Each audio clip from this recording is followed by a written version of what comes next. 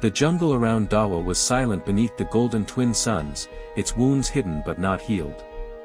Smoke clung faintly to the air, an echo of the firestorm that had shattered Argob's invasion. Dawa's walls stood tall, stone and iron vine laced together like sinew and bone, a monument to the million crass warriors who had refused to kneel.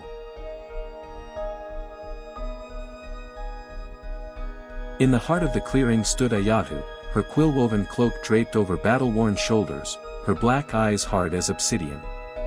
Chad adjusted a salvaged Argobian condevice nearby, while Lyra, her hybrid daughter, stood guard, rifle across her back, her fierce blue-gray gaze scanning the crowd.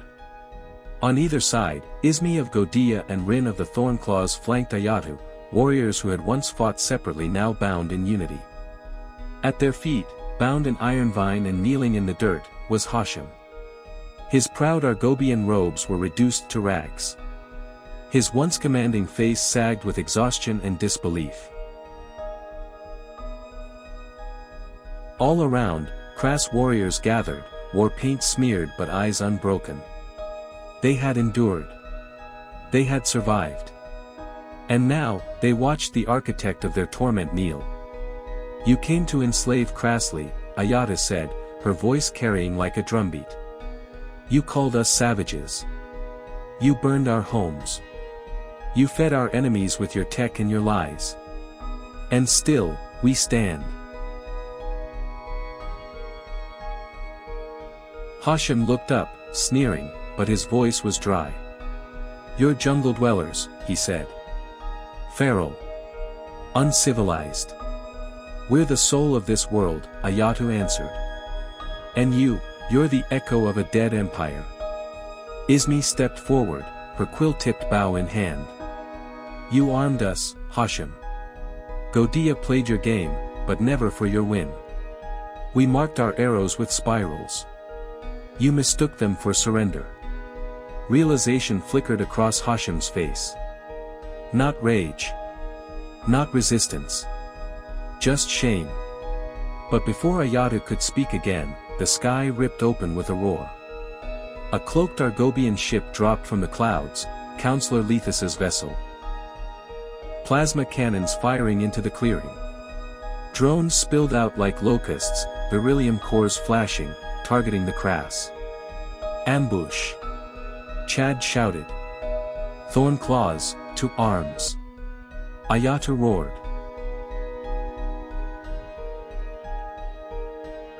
Rin's squad surged from the tree line, quill arrows slicing through drones. Zara's pulse rifle blazed, mowing down enforcers rappelling from the ship.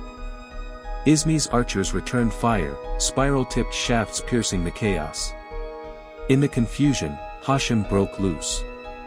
Ayatu chased him through fire and smoke, vines cracking beneath their feet, plasma bolts scarring the trees. A Shalak thundered into the fray, its claws eviscerating a pair of enforcers. Ayatu vaulted over its thrashing limbs and brought Hashim down with a tackle that shook the roots. "You don't get to run," she growled, binding him again. Above, Lethus's ship fired a last barrage, but Chad had hacked a salvaged drone.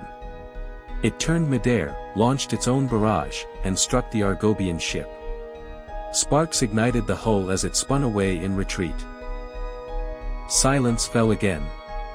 The rescue had failed.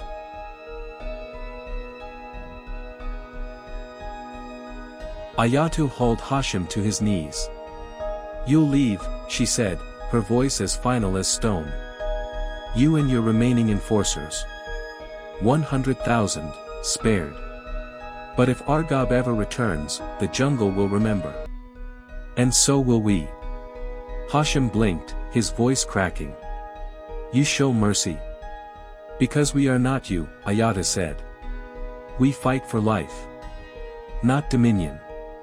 Crass warriors opened a path. One by one, the Argobian prisoners boarded salvaged ships. Hashim, still bound, was the last. He turned one final time, looking back, not in defiance, but in defeat. The ships rose and vanished into the sky, leaving behind the fire and soil that had rejected them. Crassly stood, battered but burning bright. And the stars would remember who turned back the tide.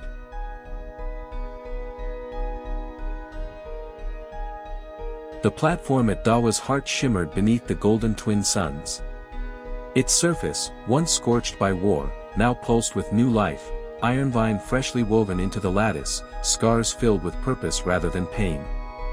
Ayatu stood at the summit, wind tugging her quill cloak, eyes sweeping over a city reborn from ash and memory.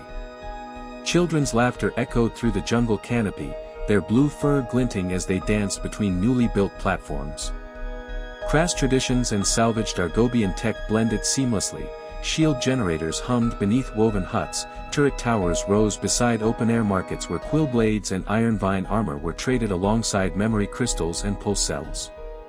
The tribes had merged.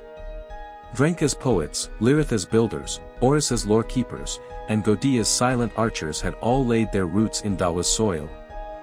And in classrooms hung between trees, crass and hybrid youths studied star charts, their minds reaching beyond the jungle. Ayatu turned as Lyra approached.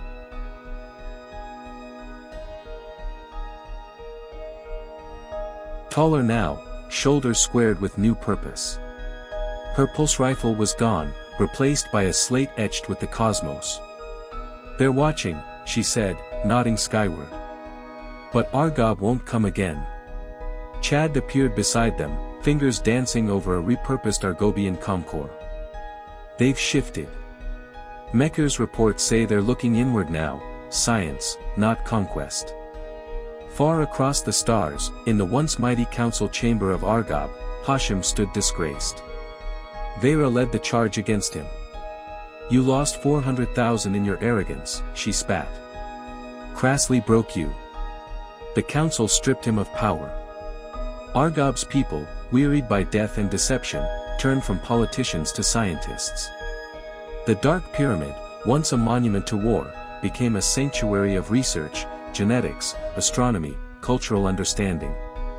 Mekker's team studied crass Argob compatibility not for exploitation, but exploration. Crassly thrived. Dawa's walls expanded outward, vines laced with energy fibers. Its people.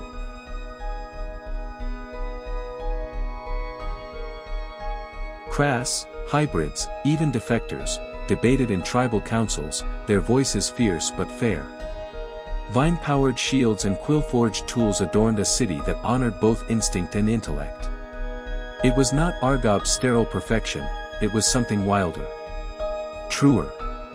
As the twin suns dipped toward the horizon, Ayatu stood with Lyra and Chad on the edge of the platform. Below, torches sparked. Music began.